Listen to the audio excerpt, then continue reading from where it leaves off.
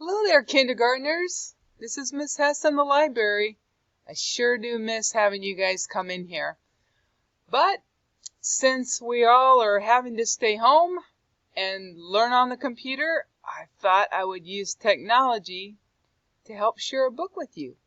So I have an electronic book here on my desktop on my computer, and we're going to go through this book, and you can see the title of it is called Animals in Spring. And of course, I chose this book because we are experiencing beautiful spring weather currently. It's so nice outside. So I hope that you do get some chances to take walks with your parents, because it's really important to get a little bit of exercise since we're all stuck indoors so much now. So we're going to learn a little bit about what animals do in the spring with this book. So this is a nonfiction book. And so when we talk about nonfiction, that means a true book about information, right? About real things in life. So obviously we have animals in spring. So here we go. Maybe. Okay, so we have our table of contents. And as we know, a table of contents tells us the different topics that are within a book.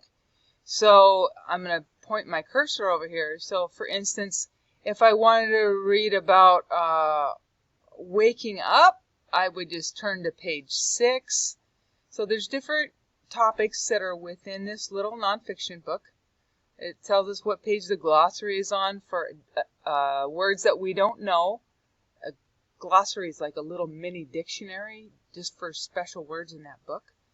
So anyway, we will go through this book and see what we can find out. Springtime. Spring is here. Animals are active in the warmer weather. And I don't know if you've noticed or not, but the birds are singing earlier and earlier in the morning now because the sun is coming up earlier. So when I get up early, I'm usually up before 5 o'clock in the morning, I hear beautiful bird song already at about 5 o'clock now. It's so nice. Waking up. Black bears come out of dens. They sniff for new plants and animals to eat. And do you guys remember what is called when bears sleep all winter? Got it? You're right. Hibernation. You guys are so smart. I knew you knew that. So, yeah, when they wake up out of hibernation in the spring, yeah, they come out of their dens and they are hungry, right? So they're going out looking for food.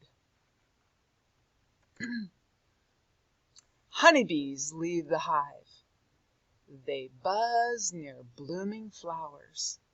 They gather nectar and pollen. And I know that the bees are active already because I was just battling a great big one in my house last night. I got home, opened the windows, and this gigantor bee, about that big, came flying in my window, and I might have screamed a little bit. Anyway, yeah, bees come to life. Everything comes to life in the spring, right? Frogs croak and call to find mates. That is very cool to hear. If you've ever been lucky enough to hear some frogs croaking in ponds, oh, that's fantastic.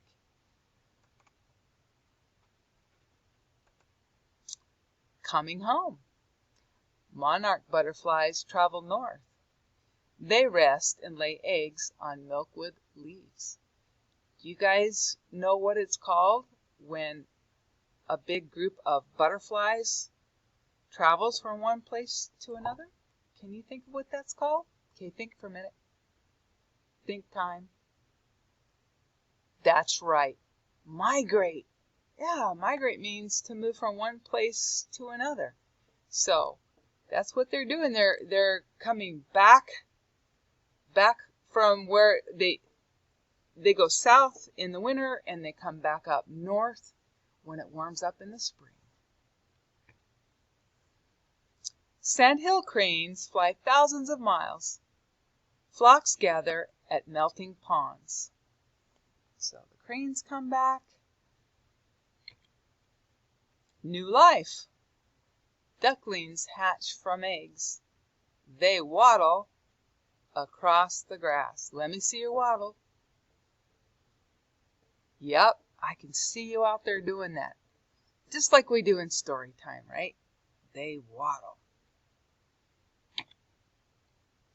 Thought kits play.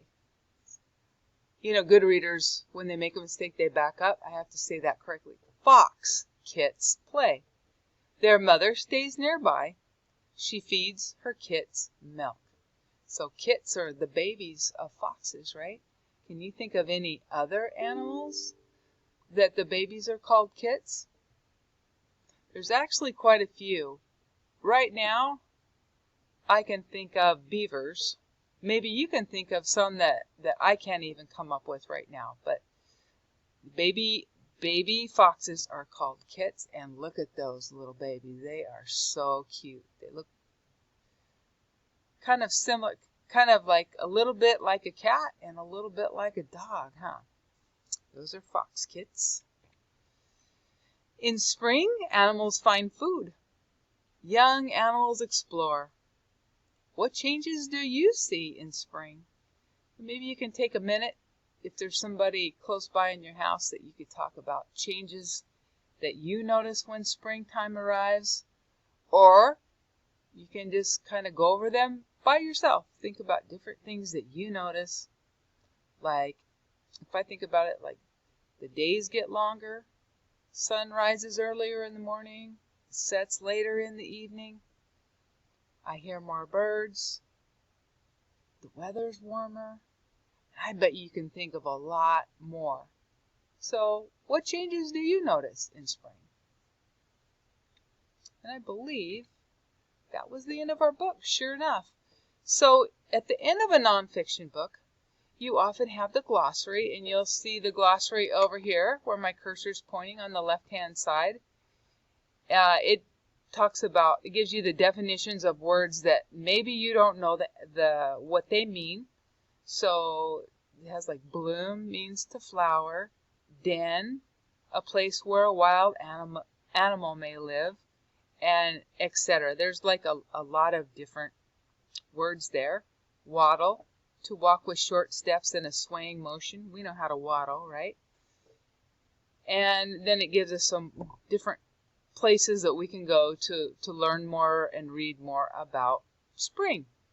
So I hope you guys are having a good day, and I look forward to seeing you back at school soon. Take care.